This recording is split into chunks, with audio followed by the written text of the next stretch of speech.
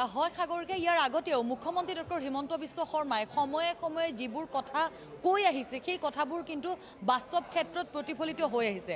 ভূপেন বৰাই কংগ্ৰেছ দল ত্যাগ কৰিব, নিৰ্বাচনৰ প্ৰাক্ষণত বিজেপিলৈ আহিব বুলি মুখ্যমন্ত্ৰী ডক্টৰ হিমন্ত বিশ্ব শৰ্মাই প্ৰায় 6 মাহ আগতে এই কথাটো কৈছিল আৰু এতিয়াও কৈছে। কেৱল ভূপেন বৰা নহয়, প্ৰদ্যুৎ বৰদলৈ আহিব 2029ত, 2027ত দেৱব্ৰত শইকীয়া আহিব। এই ধৰণৰ কথা তেওঁ মন্তব্য আগতেও কৰিছে, কালিৰ দিনটোতো কৰা দেখা পোৱা গৈছে।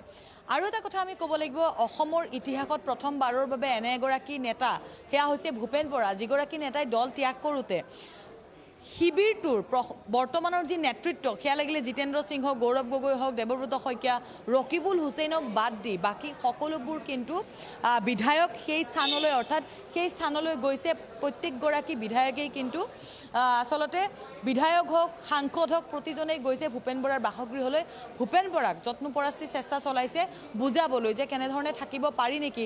কালি ৰাতিৰ ভাগতো এখন সংবাদমেল সম্বোধন কৰিছে আৰু আজি স্থিতি স্পষ্ট কৰিব বুলি জানিব পৰা গৈছে। মোৰ সৈতে আছে সতীৰ্থ লক্ষ্যজিৎ গোহাঁই আছে। আমি লক্ষ্যজিৎ গোহাঁইৰ কাষলৈ আহিছোঁ আৰু লক্ষ্যজিৎ গোহাঁইৰ আমি জানিব বিচাৰিছোঁ যে আজি কালিৰ দিনটোত আমি দেখিবলৈ পালোঁ যে ভূপেন বৰাই তেওঁ দল ত্যাগ কৰিলে আৰু দলীয় নেতৃত্ব তাত গৈ উপস্থিত হ'ল, যথেষ্ট বুজালে ভূপেন বৰাক, কিন্তু সৈমান নাই হোৱা। আজিৰ দিনটোত তেওঁ স্থিতি স্পষ্ট কৰিব। মুখ্যমন্ত্ৰী ডক্টৰ হিমন্ত বিশ্ব শৰ্মাই ছেফ আৰু ছিকিউৰ সমষ্টিলৈ তেওঁক বিজয় কৰাই নিম বুলি কৈছে। গতিকে অসমৰ পৰিপ্ৰেক্ষিতত যদি কওঁ, বিৰোধী এনেই দুৰ্বল বিৰোধী বুলি কোৱা হয়, এফালে বিজেপি আছে আৰু তাৰ তুলনাত বিজেপিৰ সন্মুখত এতিয়া ভূপেন বৰাই দল ত্যাগ কৰিছে, নিশ্চিত ৰূপত প্ৰভাৱ পৰিব এয়া। চাওক যে ভূপেন বৰাৰ যিটো কংগ্ৰেছ ত্যাগটো কালিৰ দিনটোত অসমৰ ৰাজনীতিৰ কাৰণে এটা সকলোৰে কাৰণে এটা বিশেষকৈ আচৰিতজনক ঘটনা আছিল। কাৰণ ভূপেন বৰাই নিৰ্বাচনৰ পিছত যোগদান কৰাটো আৰু নিৰ্বাচনৰ আগমুহূৰ্তত যোগদান কৰাটো এটা পাৰ্থক্য। আৰু এনে সময়ছোৱাত চাওক যে ভূপেন বৰাৰ যিটো বিজেপিলৈ আহিব বুলি চৰ্চা চলি আছে, আৰু এইটো যিমান দূৰ আমাৰ হাতত খবৰ আছে যে বিজেপিলৈ যোগদান কৰাটো তেওঁ নিশ্চিত, বিজেপিত যোগদান কৰিব। কিন্তু এনে সময়ছোৱাত বিজেপিলৈ যিসকল নেতা বা বিভিন্ন দলৰ পৰা অহাৰ যিটো এটা নিৰ্বাচন আহিলে যিটো এটা ধাৰা আমি বিগত 2014 চনৰ পৰা দেখি আহিছোঁ, সেইটো সময়ছোৱাত বিজেপি নেতৃত্বই হওক বা মুখ্যমন্ত্ৰী হিমন্ত বিশ্ব শৰ্মাই হওক বিভিন্ন সময়ত কৈ আহিছে যে বিজেপিত এতিয়া কোনো তেনেকুৱা ধৰণৰ ভেকেঞ্চি নাই যে কোনো নেতা আহিলে তেওঁলোকক এটা সমষ্টি গতাই দিয়া হ'ব বা কোনো তেনেধৰণৰ এটা পৰিৱেশ এটা সৃষ্টি কৰা হ'ব। কিন্তু ভূপেন বৰা যিহেতু প্ৰদেশ কংগ্ৰেছৰ প্ৰাক্তন সভাপতি আৰু এনে সময়ছোৱাত গৌৰৱ গগৈৰ যিটো এটা লিংক, পাকিস্তান লিংকটোক লৈ এটা সমগ্ৰ দেশজুৰি চৰ্চা চলি আছে। আৰু এনে সময়ছোৱাত মুখ্যমন্ত্ৰী আৰু বিজেপিয়ে এইটো এটা এডভান্টেজ হিচাপে ল'ব যে ভূপেন বৰাই বিজেপিত যোগদান কৰিছে আৰু বিজেপিত যোগদান কৰাৰ অন্যতম কাৰণ হৈছে যে গৌৰৱ গগৈৰ পাকিস্তান লিংক, যিটো বিজেপিয়ে বিভিন্ন সময়ত তেওঁলোকে তথ্য সহকাৰে মুখ্যমন্ত্ৰী হিমন্ত বিশ্ব শৰ্মাই সংবাদমেল দিছে। কিন্তু এইটো ভূপেন বৰাই দল ত্যাগ কৰা আৰু বিজেপিত যোগদান কৰাটো বিজেপিৰ কাৰণে এটা এডভান্টেজ হ'ব, যিটো পাকিস্তান লিংকৰ প্ৰসংগটো কৈ আছে। আৰু এইটোত তেওঁলোকে এটা এষ্টাব্লিছ কৰিবৰ কাৰণে এটা সুযোগ লাভ কৰিব। আৰু যিটো সময়ত মই কৈছোঁ যে ভূপেন বৰাক এটা মুকলি অফাৰ দিছে, যিটো সময়ত বিজেপিয়ে কৈ আছে কোনো ভেকেঞ্চি নাই কোনো নেতাৰ কাৰণে, য'ত মুখ্যমন্ত্ৰী হিমন্ত বিশ্ব শৰ্মাই প্ৰাৰ্থিত্ব প্ৰদানৰ ক্ষেত্ৰত এটা অন্যতম এজন তেওঁৰ ব্যক্তি ৰাজ্যখনৰ। আৰু এনে সময়ছোৱাত বিজেপিৰ ৰাষ্ট্ৰীয় নেতৃত্বৰ হিমন্ত বিশ্ব শৰ্মাৰ কথা আজিৰ তাৰিখত পেলাব নোৱাৰে বুলি আমাৰ বিশ্বাস। আৰু এনে সময়ছোৱাত মুখ্যমন্ত্ৰী হিমন্ত বিশ্ব শৰ্মাই কালি মুকলিকৈ কৈছে যে তেওঁৰ কাৰণে ছেফ ছিট এটা দিব।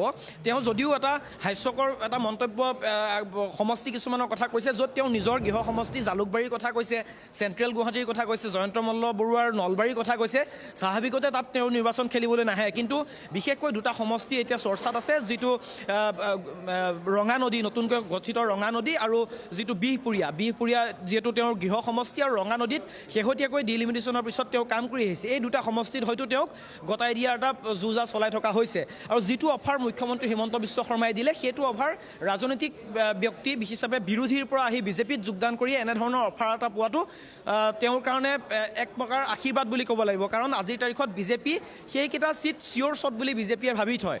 আৰু এনে সময়ছোৱাত ভূপেন বৰাক আজি 7 বজাত লগ কৰিবলৈ যাব মুখ্যমন্ত্ৰী হিমন্ত বিশ্ব শৰ্মাই, আৰু সেই ভূপেন বৰাক সাক্ষাৎ কৰাৰ পিছতে সেইটো স্পষ্ট হ'ব। আৰু মুখ্যমন্ত্ৰী হিমন্ত বিশ্ব শৰ্মাই হয়তো সাক্ষাৎ কৰাৰ পিছতে এইটো আনুষ্ঠানিকভাৱে ঘোষণা কৰিব যে বিজেপিলৈ তেওঁ আহিব। আৰু কালি যিহেতু জিতেন্দ্ৰ সিঙৰ পৰা আৰম্ভ কৰি সকলোৱে গৈ তেওঁক বুজাৱনী এটা দিয়াত সকলোৱে দেখিছোঁ। আৰু এই প্ৰসংগটো কিন্তু এইটো কাৰণেই হৈছে যে কাৰণ আগতে চাওক কংগ্ৰেছ এৰা নেতা বহুত আছে, কিন্তু ভূপেন বৰাৰ ঘৰলৈ সকলো ৰাষ্ট্ৰীয় নেতৃত্বৰ পৰা আৰম্ভ কৰি ৰাজ্যিক নেতৃত্ব গৈ, গৌৰৱ গগৈও খোদ গৈ তেওঁ ক্ষমা খোজা পৰিলক্ষিত হৈছে ৰাজহুৱাভাৱে। কিন্তু তাৰপিছতো ভূপেন বৰাই দলত থাকিবলৈ মান্তি হোৱা নাই। ইয়াৰ কাৰণটোৱে হৈছে যে এটা ডাঙৰ অফাৰ পাইছে ভূপেন বৰাই। কাৰণ এইবাৰো যদি তেওঁ কংগ্ৰেছ কংগ্ৰেছত থাকি নিৰ্বাচন খেলিলে হয় তেওঁ জয় নিশ্চিত নহয় বা হয় সেইটো কথা তেওঁ নিজে আজিৰ তাৰিখত গম নাপায়। এনে ক্ষেত্ৰত এতিয়া যিটো বিজেপি বা মুখ্যমন্ত্ৰীয়ে বিচাৰি আছিল যে কংগ্ৰেছৰ এজন নেতা বিজেপিলৈ আহক আৰু বিশেষকৈ গৌৰৱ গগৈৰ সেই যিটো পাকিস্তান লিংকটো এষ্টাব্লিছ হওক আৰু সেই এষ্টাব্লিছ হোৱাৰ যিটো পৰিকল্পনা সেই পৰিকল্পনাত কিন্তু ভূপেন বৰা বিজেপিৰ কাৰণে এটা ত্ৰাণকৰ্তা ৰূপে পৰিলক্ষিত হৈছে এই বিষয়টোক লৈ।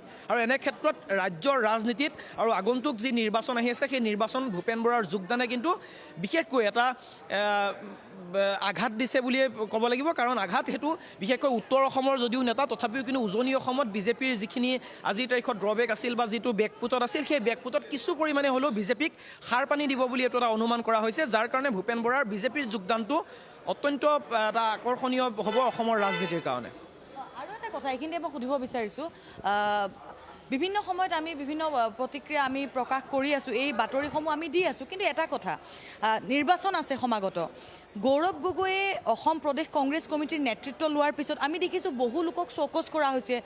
আব্দুৰ ৰচিদ মণ্ডল তেওঁ ইতিমধ্যে দল ত্যাগ কৰিলে, বহুকেইজনে তেওঁ দল ত্যাগ কৰিছে। কিন্তু এই যি নিৰ্বাচনৰ আগত গৌৰৱ গগৈ ক'ৰবাত ফেইলিয়ৰ হৈছে। আৰু এটা কথা, আৰু এটা দিশ আছে নে ভূপেন বৰাই ক'ৰবাত তেওঁ ক'ৰবাত সুযোগ বিচাৰি আছিল নেকি ভূপেন বৰাই যে মই নিৰ্বাচনৰ আগতে এনেকুৱা এটা সিদ্ধান্ত মই ল'ম? চাওক যে ভূপেন বৰাৰ যিটো এটা চৰ্চা তেনেকৈ ধৰণৰ চলি আছিল আমাৰ হাতত থকা সূত্ৰ অনুসৰি এই মুহূৰ্তত যিহেতু আমি দিম, কিন্তু অখিল গগৈ কালি যি ভূপেন বৰাৰ ঘৰলৈ গৈছিলে তাৰপিছত এতিয়া মুখ্যমন্ত্ৰী আৰু ভূপেন বৰাৰ যিটো এটা আজি মিলন হ'ব বা তেওঁলোকে ঘৰলৈ যাব।